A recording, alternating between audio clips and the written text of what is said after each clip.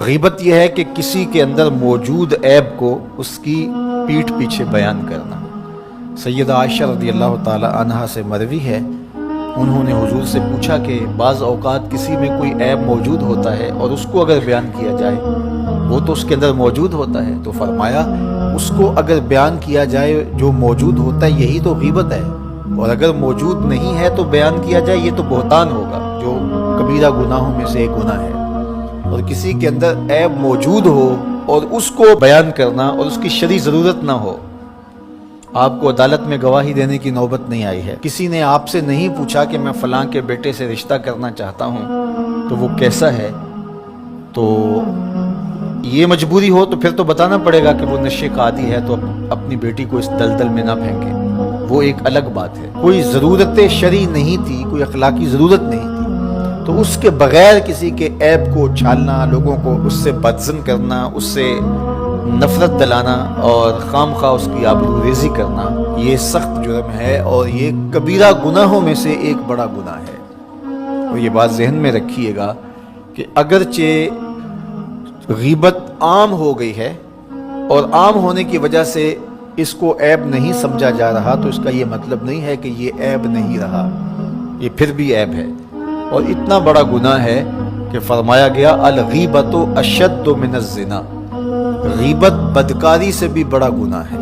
اور پھر بدبختی، معاشرتی قدروں کی پامالی یہ ہے کہ کسی کی بدخوئی کرنا یہ تو معمول زندگی لوگوں کا بن ہی گیا، لوگوں کی بیٹیوں کے تبصرے لوگوں کی مجلسوں میں آ جاتے ہیں۔ یہ کتنی بد نصیبی ہے کہ کسی کے گھر کی باتیں وہ 100% درست ہی کیوں نہ ہو، اس کی بیٹی کا تذکرہ، ماں بہن کی باتیں چوپالوں میں، بیٹھکوں میں، مجلسوں میں گونجتے ہوئے کہکہوں کی صورت کے اندر بیان ہوں، تو ذرا بتائیے کہ وہ معاشرہ کوئی معاشرہ ہے؟ آج میں اور آپ دیکھیں کہ ہم کہاں کھڑے ہیں۔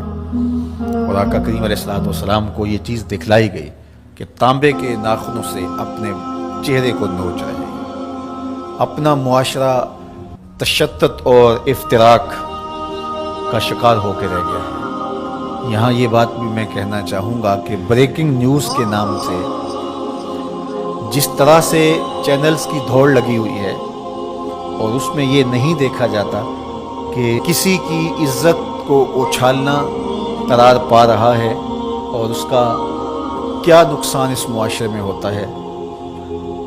اور تیسری بات یہ ہے کہ برائی کو نشر کرنے سے برائی کی حوصلہ افزائی بھی ہوتی ہے اور لوگ گناہ میں دلیر ہوتے ہیں، اور اگر اس کو بیان کرنا ناگزیر بھی ہو جائے تو اس کو 100 پردوں میں ملفوف کر کے بیان کرنا چاہیے۔ ایک زمانے میں اگر کوئی ایسی خبر لگتی بھی تھی تو لکھا ہوتا تھا نون اور میم، نام نہیں لکھا ہوتا تھا۔ دونوں قابل اعتراض حالت میں پائے گئے اور پولیس نے موقع پر گرفتار کر لیا۔ تو نون اور میم لکھا ہوتا اور قابل اعتراض حالت، بس یہی ہوتا۔ اور اب یہ بریکنگ نیوز کے چکر کے اندر کیمرہ لے کے اندر گھس جاتے ہیں اور قوم کو دکھا رہے ہوتے ہیں، اور ہم اگر میڈیا پہ آئیں اور دیکھیں تو لگتا ہے کہ معاشرے کے اندر برائیاں ہی برائیاں ہیں، اچھائیاں نہیں ہیں۔ میں ایک دفعہ ایک میڈیا کے ساتھی سے کہا کہ نیوز ویلیو صرف برائی ہی کی کیوں ہے، نیوز ویلیو اچھائی کی کیوں نہیں ہے؟ اچھائی کو بیان کیا جائے، برائی کو بیان کرنا مقصود بھی ہو تو اس کے لیے ملفوف لفظ ہونے چاہیے۔ آپ سورہ یوسف پڑھ سکتے ہیں، قرآن مجید کا اسلوب دیکھ سکتے ہیں، پوری سورت کے اندر منفی کرداروں کا نام نہیں ہے، چاہے وہ حضرت یوسف علیہ السلام کے بھائی ہوں یا عزیز مصر کی بیوی ہو، ان کا کنایے سے ذکر کیا گیا۔ اور جو مثبت کردار تھے، سورہ یوسف اٹھا کے دیکھیے، بار بار یوسف صدیق کے لفظ آ رہے ہیں، یوسف یوسف کی پکار آ رہی ہے، حضرت یعقوب کا ذکر آ رہا ہے۔ اللہ اکبر۔ تو اچھے کرداروں کو ابھارا جائے اور برے کرداروں کا ذکر کرنا بھی ہو تو ملفوف طریقے سے، تو معاشرے میں صالحیت پیدا ہوگی۔ لیکن جب ہمارا مقصود ریٹنگ ہو، ہمارا مقصود پیسہ ہو، ہمارا مقصود بیرونی نادیدہ ہاتھوں کا ایجنڈا ہو، تو پھر ہم ہوش و حواس میں نہیں ہوتے۔